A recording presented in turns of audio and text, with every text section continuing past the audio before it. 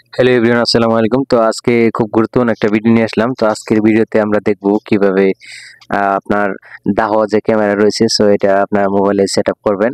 তো এই ক্যামেরা আপনার সেটআপ করার পর আপনি পৃথিবীর যেকোনো প্রান্ত থেকে আপনার মোবাইলের অ্যাপসের মাধ্যমে আপনি কিন্তু এটা দেখতে পারবেন আপনার ভিডিও ফুটেজগুলো। তো সেটা আপনার বাসাবাড়ি হোক, সেটা কোনো দোকান হোক, তো আপনি কিন্তু চাইলে দেখতে পারবেন। এখন আমরা চলে যাব প্লে স্টোরে। সো আমি এখন প্লে স্টোরে ক্লিক দিয়ে দিলাম। ক্লিক দেওয়ার পর এখানে আমরা সার্চ অপশনে এখানে লিখব ডিএমএসএস। তো আমরা এই ডিএমএসএসটা লিখে দিচ্ছি।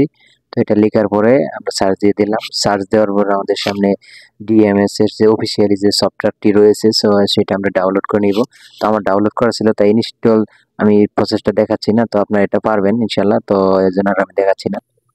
তো এখন আমরা আমাদের যে সফটওয়্যার রয়েছে ডিএমএস, তো এখানে চলে আসলাম। এখান থেকে আমরা কিউআর কোডের স্ক্যানার এখানে আমরা চাপ দিয়ে দিলাম।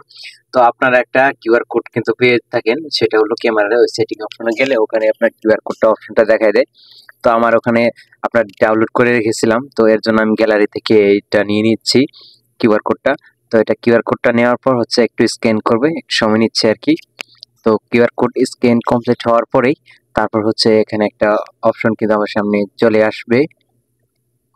তো এই যে অলরেডি আমাদের সামনে কিন্তু অপশনটা চলে আসছে। সো এখানে আসার পরে এখান থেকে আমার ক্যামেরা সিলেক্ট করে দিচ্ছি।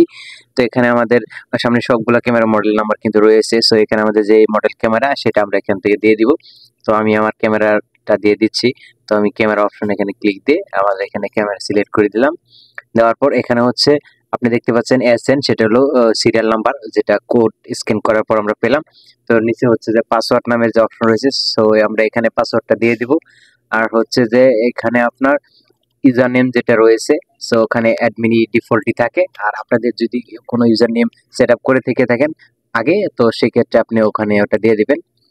তো আর উপরে হচ্ছে যে একটা নেম দিতে হবে, যে এটা আপনার হয়তো বা হোম হতে পারে অথবা অফিস হতে পারে। তো এখানে আমি একটা নাম দিয়ে দিচ্ছি, আমার যেটা নাম।